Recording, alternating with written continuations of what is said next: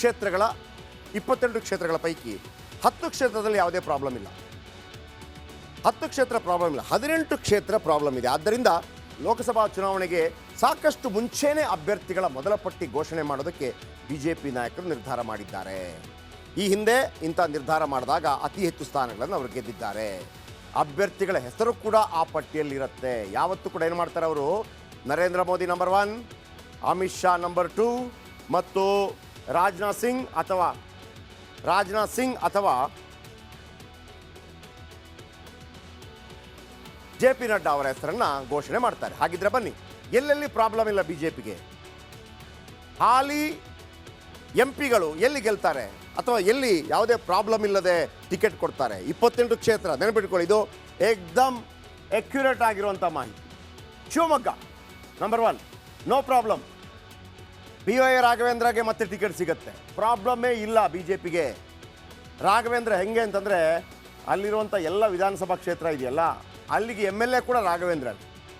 ನಾನು ಈ ಹಿಂದೆ ಕೂಡ ಹೇಳಿದೆ, ಹೊಳೆನರಸೀಪುರಕ್ಕೆ ಹೆಂಗೆ ರೇವಣ್ಣನೋ ಹಾಗೆ ಶಿವಮೊಗ್ಗ ಜಿಲ್ಲೆಗೆ BY ರಾಘವೇಂದ್ರ. ಅಲ್ಲಿ MLAಗಳನ್ನು ಕೇಳಿ, ಎಲ್ಲ ಅವರ ಪ್ರಾಬ್ಲಮ್ ಇವರೇ ಸಾಲ್ವ್ ಮಾಡ್ಕೊಂಡ್ಬಿಡ್ತಾರೆ ಅಂತ. And next Bengaluru central PC Mohan ಕಾಂಗ್ರೆಸ್ನಿಂದ ಜಮೀರ್ ಅಹ್ಮದ್ ಖಾನ್ ಕೇಳಿ ಬರ್ತಾ ಇದೆ. ರಿಜ್ವಾನ್ ಅರ್ಷದ್ ಕಳೆದ ಬಾರಿ ಕೇಳಿ ಬಂದಿತ್ತು.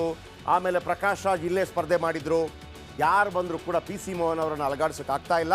PC ಮೋಹನ್ಗೆ ಫಿಕ್ಸ್ ಟಿಕೆಟ್, ನೋ ಪ್ರಾಬ್ಲಮ್. ಇನ್ನು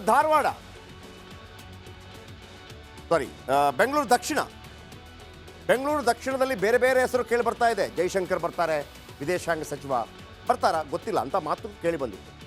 ಆ ನಂತರ ತೇಜಸ್ವಿನಿ ಅನಂತಕುಮಾರ್ ಅವರಿಗೆ ಟಿಕೆಟ್ ಕೊಡ್ತಾರೆ ಅಂತ ಕೇಳಿ ಬಂದಿತ್ತು, ಗೊತ್ತಿಲ್ಲ. ಫೈನಲಿ ತೇಜಸ್ವಿ ಸೂರ್ಯ ಅವರಿಗೆ ಫಿಕ್ಸ್ ಆಗಿದೆ.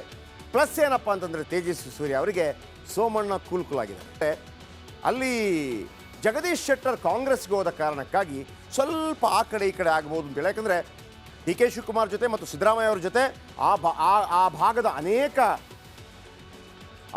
ಅನೇಕ ಶಾಸಕರನ್ನು ಅವರು ಕರ್ಕೊಂಡು ಬರ್ತಾಯಿದ್ರು. ಶಾಸಕರು ಅಂತಂದರೆ ಬೇರೆ ಬೇರೆ ನಾಯಕರನ್ನು ಕರ್ಕೊಂಡು ಬರ್ತಾಯಿದ್ರು. ಸೊ ಹಾಗಾಗಿ ಪ್ರಾಬ್ಲಮ್ ಆಗ್ಬೋದು ಅನ್ನುವಂಥ ಭಯ ಇತ್ತು. ಮತ್ತೊಂದು ಕಡೆ ಇವರು ಉತ್ತರ ಕನ್ನಡಕ್ಕೆ ಹೋಗ್ತಾರೆ ಅನ್ನುವಂಥ ಮಾತುಗಳು ಕೂಡ ಕೇಳಿ ಬರ್ತಾ ಇತ್ತು. ಬಟ್ ಈಗ ಜಗದೀಶ್ ಶೆಟ್ಟರ್ ಅವರ ಪುತ್ರನಿಗೆ ಟಿಕೆಟ್ ಸಿಗುತ್ತಾ ಅನ್ನುವಂಥ ಒಂದು ಡೌಟ್ ಇದೆ. ಅಂದರೆ ಬೆಳಗಾವಿಯಲ್ಲಿ ಈ ಮಂಗಳ ಅಂಗಡಿ ಇದ್ದಾರಲ್ಲ, ಆಮೇಲೆ ಮಂಗಳ ಅಂಗಡಿ ಅವರು ಮತ್ತು ಜಗದೀಶ್ ಶೆಟ್ಟರ್ ಅವರು ಸಂಬಂಧಿಕರು. ಅಲ್ಲಿ ಮಂಗಳ ಅಂಗಡಿಗೆ ಟಿಕೆಟ್ ಕೊಡೋದಕ್ಕೆ ಜಗದೀಶ್ ಶೆಟ್ಟರ್ ಕೂಡ BJPಯಲ್ಲಿದ್ದಾಗ ಕಾರಣವಾಗಿದ್ದರು. ಈಗ ಅಳಿಯ ಮಗ ಏನಾಗಿದ್ದಾರೆ, ಸೊ ಅಲ್ಲಿ ಅವರನ್ನು ಸಮಾಧಾನಪಡಿಸಿ ಇಲ್ಲೇನಾದರೂ ಆಗುತ್ತಾ ಗೊತ್ತಿಲ್ಲದ ಅಂಥ ಒಂದು ಪ್ರಯತ್ನಗಳಾಗ್ತಾ ಇದೆ ಅನ್ನೋಂಥ ಸುದ್ದಿ ಇದೆ. ನಮ್ಮ ಕಾರ್ಯಕ್ರಮದಲ್ಲಿ ಹೇಳಿದಾಗ ಇಲ್ಲ ನನ್ನನ್ನು ಕರ್ಕೊಳ್ಳುವಂಥ ಪ್ರಯತ್ನಗಳಾಯಿತು, ನಾನು ಹೋಗೋದಿಲ್ಲ ಅಂತ ಜಗದೀಶ್ ಶೆಟ್ಟರ್ ಹೇಳಿದ್ದಾರೆ. ಆದರೆ ರಾಷ್ಟ್ರ ರಾಜಕೀಯಗಳು ಯಾವ ರೀತಿ ಸಾಗುತ್ತೆ ಗೊತ್ತಿಲ್ಲ. ಪ್ರಹ್ಲಾದ್ ಜೋಶಿ ಆದ ನಂತರ ಡಾಕ್ಟರ್ ಉಮೇಶ್ ಜಾಧವ್ ಕಲಬುರಗಿ. ಉಮೇಶ್ ಜಾಧವ್ ಮಲ್ಲಿಕಾರ್ಜುನ ಖರ್ಗೆ ಅವರ ಗರಡಿಯಲ್ಲೇ ಬೆಳೆದವರು, ಲಂಬಾಣಿ ಸಮಾಜದ ನಾಯಕ, ಸಂಸದರಾಗಿದ್ದಾರೆ, ಡಾಕ್ಟರ್. ಆದರೆ ಈ ಬಾರಿ ಮಲ್ಲಿಕಾರ್ಜುನ ಖರ್ಗೆ ಅವರು ಅಲ್ಲಿ ಸ್ಪರ್ಧೆ ಮಾಡ್ತಾರಾ ಕಾಂಗ್ರೆಸ್ನಿಂದ ಅನ್ನೋದೇ ಡೌಟ್. ಯಾಕಂದರೆ ರಾಜ್ಯಸಭಾ ಮೆಂಬರ್ ಆಗಿದ್ದಾರೆ. ಆಮೇಲೆ INDA ಅಧ್ಯಕ್ಷ ಅಂತ ಅವರನ್ನು ಘೋಷಣೆ ಮಾಡಲಾಗ್ತಾ ಇದೆ, ಮುಖ್ಯಸ್ಥ ಅಂತ ಹೇಳಿ. ಕೇವಲ ಇಲ್ಲೇ ಬಾಕಿ ಆದರೆ ಇವರನ್ನು ಕಟ್ಟಿ ಹಾಕತ್ತೆ ಅಂತೇಳಿ ಅವರು ಸ್ಪರ್ಧೆ ಮಾಡದೆ ದೇಶಾದ್ಯಂತ ತಿರುಗಾಡ್ತಾರೆ ಅಂತ ಒಂದು ಮಾತಿದೆ. ಹಾಗಾಗಿ ಉಮೇಶ್ ಜಾಧವ್ ವಿರುದ್ಧ ಯಾವ ಸ್ಪರ್ಧಿಗಳು ಬರ್ತಾರೆ ಗೊತ್ತಿಲ್ಲ. ಉಮೇಶ್ ಜಾಧವ್ ಅವರಿಗೆ ಟಿಕೆಟ್ ನಿಕ್ಕಿಯಾಗಿದೆ. ಇನ್ನು ಪ್ರತಾಪ್ ಸಿಂಹ ಜನ ಏನೇ ಹೇಳಿ ಅವರ ಬಗ್ಗೆ ಕೆಲವು ಟೀಕೆ ಟಿಪ್ಪಣಿಗಳು ಇತ್ತೀಚೆಗೆ ಬಂತು. ಪಾಸ್ ಕೊಟ್ಟರು, ಒಳಗೋಗಿ ಕೂತ್ಕೊಂಡ್ರು, ಮತ್ತೊಂದು ಮಗದೊಂದು ಎಲ್ಲವೂ ಬಂತು. ಸ್ವಪಕ್ಷೀಯರೇ ಅವರ ವಿರುದ್ಧ ಇದ್ದಾರೆ, ಅದು ಕೂಡ ನಿಜ.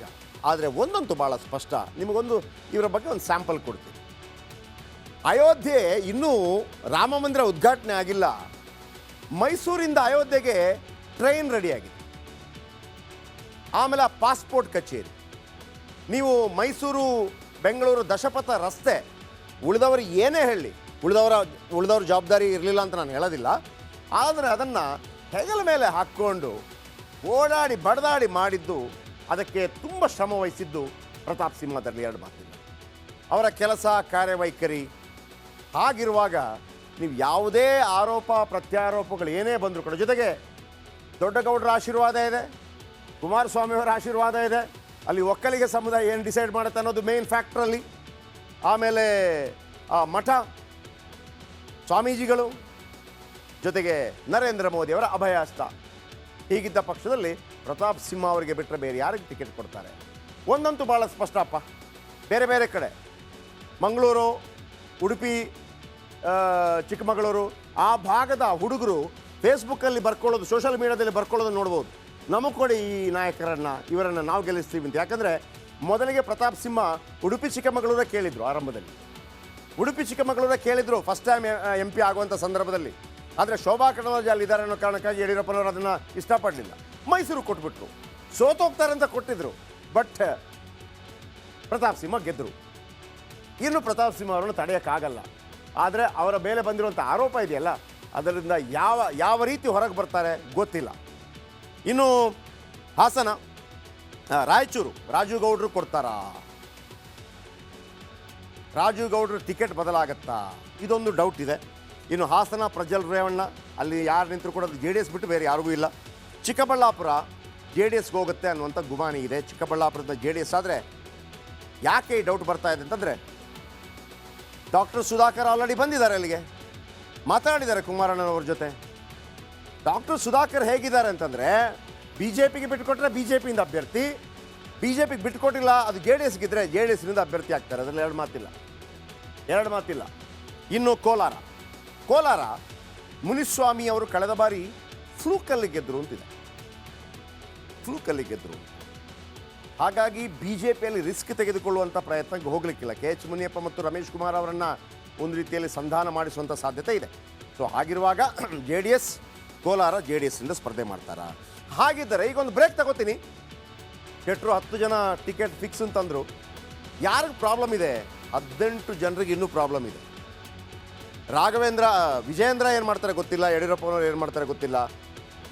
ಯಾಕಂದರೆ ಅವರ ಕೈಯಲ್ಲೇ ಇದೆ ಎಲ್ಲವೂ ಕೂಡ. ಸಂತೋಷ್ ಅವ್ರದ್ದು ಯಾವುದು ಇಂಟರ್ಫಿಯರೆನ್ಸ್ ಸದ್ಯಕ್ಕಿಲ್ಲ ಅಂತ ಅನಿಸ್ತಾ ಇದೆ. ಯಾಕಂದರೆ ಈ ಪದಾಧಿಕಾರಿಗಳ ಪಟ್ಟಿ ಉಳಿದೆಲ್ಲ ನೋಡುವಾಗ ಒಂದು ಆರೋಪಗಳೇನು ಕೇಳಿ ಬರ್ತಾ ಇದೆ ಅಂದರೆ, ಯಡಿಯೂರಪ್ಪನವರ ಟೀಮ್ಗೆ ಜಯ ಸಿಕ್ಕಿದೆ ಜಾಸ್ತಿ ಅಂಥೇಳಿ. ಆದರೆ ಏನು ಜಯ ಸಿಗಲಿ, ಬೇಕಾದಂಗೆ ಮಾಡ್ಕೊಳ್ಳಿ, ಫೈನಲ್ ರಿಸಲ್ಟ್ ಏನು ಗೊತ್ತಾ? ನರೇಂದ್ರ ಮೋದಿ ಅವರಿಗೆ 25 ತಂದು ಕೊಡ್ತಾರಾ ಅಥವಾ 28 ತಂದು ಕೊಡ್ತಾರಾ? 28 ತಂದು ಕೊಟ್ಟರೆ ವಿಜಯೇಂದ್ರ ಕಿಂಗ್, 25 ಉಳಿಸ್ಕೊಂಡ್ರು ಕಿಂಗ್, ಕಡಿಮೆ ಆದರೆ ಕಿರಿಕಿರಿ ಆಗುತ್ತೆ.